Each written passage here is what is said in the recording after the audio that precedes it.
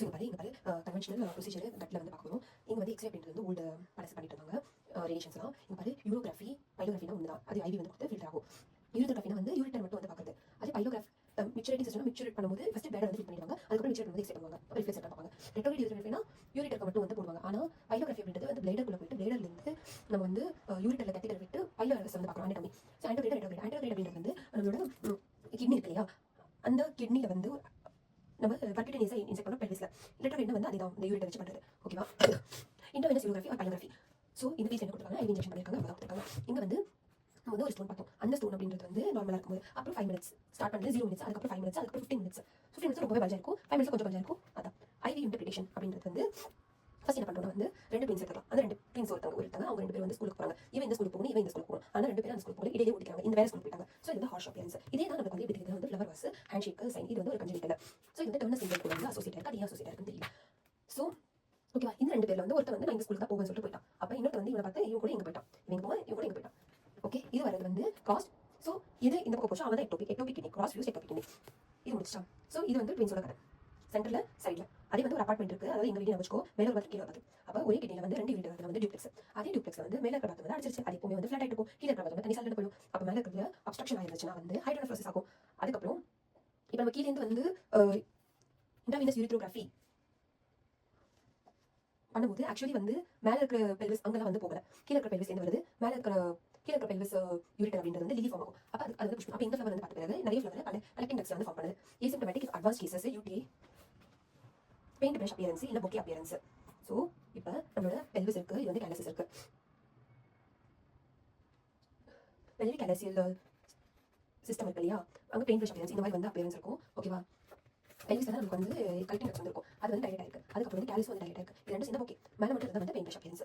Okay, அதுக்கப்புறம் நம்ம என்ன பார்க்கணும்னா, ஸோ இது ஒரு ஃப்ளவர், இது ஒரு பொக்கே ஃப்ளவர் வந்து பார்த்தாச்சு. அதுக்கப்புறம் டைலேட்டட் கேலசஸ் டிஸ்டெண்டட். ஸோ இது வந்து இங்கே பார்க்கணும்னா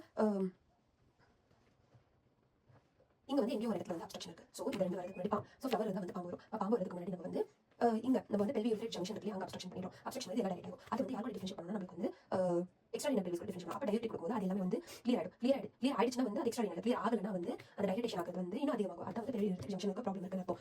இது வந்து கோப்ரா சைன். அதாவது இந்த ஜங்ஷன் பார்த்தாச்சு. அதுக்கப்புறம் கீழே இருக்கிறது வந்து வெசிகோ யூரிட்ரல். அது வந்து ஸ்ட்ரக்சர் ஃபார்மேட் கோப்ரா சைன் இருக்கு. அதுக்கப்புறம் ஸோ யூரிட்டர் வந்து அங்கே போய் டைரக்ட் இருக்கு. ஸோ இது வந்து பாம்பா வரல கதை, எஸ் ஷேப். ஸோ ஃபிஷ்ஷும் அப்பியரன்ஸ். ஓகே, ஸோ பாம்பு வந்து பார்த்தாச்சு. இங்கே வந்து மீனும் பாம்பு சேர்ந்த மாதிரி இருக்குது. ஸோ ஐவிசியோட ப்ராப்ளம்னால தான் வந்து லெஃப்ட் சைடு ரைட் சைடு தான் ப்ராப்ளமேட்டிக்காக இருக்கும். ஸோ ஐவிசி வந்து அதுக்கு மேலே அமுக்கும், அதனால இந்த ப்ராப்ளம் வருது. ஓகே, அதுக்கப்புறம் மீன் இருந்தால் வந்து ஒரு குளம் இருக்கணும். அப்போ வந்து ஆன்டீரியர் வந்து ஃபியூஸ் ஆகலை, அதெல்லாம் சொல்லுவாங்க. ஓகேவா? பியூபிக் வந்து டயஸ்டசிஸ் ஆகலை. சூப்ரா பியூபிக் வந்து மாஸ் வந்து ஒன்று இருக்குது. அந்த மாஸ்ட்டை வந்து பிளேடர். அப்போ கார்சினோமா அடினோ கார்சினோமா இதுக்கு வருதுன்னு தெரியல, அதோட ரிஸ்க் வந்து அதிகம். ஓகே, இந்த போன்ஸ் அப்படின்றது வந்து ரே ஃபிஷ் மாதிரி வந்து இருக்குது. ப்ளஸ் யூரிட்டர் அப்படின்றது வந்து ஹர்லிஸ்டிக் மாதிரி வந்து இருக்குது. இதில் ஏன் ஹர்லிஸ்டிக் மாதிரி இருக்குது, மெச்சூரிட்டி சிச்சுவேஷன் அப்சர்வ் போகும்போது நம்ம வந்து இது பார்ப்போம். ஓகேவா? இது வந்து பார்க்கும்போது ஃபஸ்ட்டு இது வந்து டைரக்டாக யூஎஸ் வந்து பண்ணி பார்ப்போம். ஓகே, டைரக்டாக இருக்குது. அப்போ ஸ்டோன் எதுவுமே இல்லை. அப்போ நம்ம வந்து பிளேடரில் வந்து ஃபில் பண்ணியிருக்கோம். ஓகேவா? அதுக்கப்புறம் வந்து சூச்சு போக சொல்லுவோம். அதுக்கப்புறம் வந்து பார்ப்போம். ஸோ சூச்சு போகும்போது ரிஃப்ளெக்ஸ் ஆகும். அப்போ இது வந்து ரிஃப்ளெக்ஸ் ஆகும். யூரிட்டர் இருக்கும் 2 இடத்துக்கு போச்சு 2. இது வந்து ஷேப் வந்து மாறல. இது வந்து டைரக்டாக இருக்குது. வீனஸ் பெல்விஸ் கேலசஸ் வரைக்கும் போயிருக்கு. இது வந்து டார்ச்சுவஸ் ஆயிருக்கு. கேலசஸோட டிஃபரன்ஷியேஷன் வந்து இங்கே டிஃபரன்ஷியேஷன் இருக்குது. பெல்விஸ்க்கும் கேலசஸ்க்கும் இங்கே வந்து ஃபுல்லாகவே டிஃபரன்ஷியேஷன் போயிடுச்சு. ஓகேவா? அதுக்கப்புறம் வந்து ஆன்டி யூரிட்டர் போஸ்டீரியர் யூரிட்டர். இது வந்து நார்மல். அப்போ ஒரு மேல் பேஷண்ட் அது நியோனேட்டு இங்கே யூஸ்வலி டயஃப்ரம் இருக்கும். அதுக்கு முன்னாடி வந்து வேல்வு. ஓகேவா? அதுக்கப்புறம் இப்போ ஆக்சிடென்ட் ஆகுது. மேலே உடஞ்சிச்சுன்னா வந்து பெரிட்டோனியம், கீழே வந்து உடஞ்சிச்சுன்னா வந்து இது வந்து என்னது ட்ராமா எக்ஸ்ட்ரா பெரிட்டோனியம், அதாவது பெரினியம்ல வந்து இருக்குது.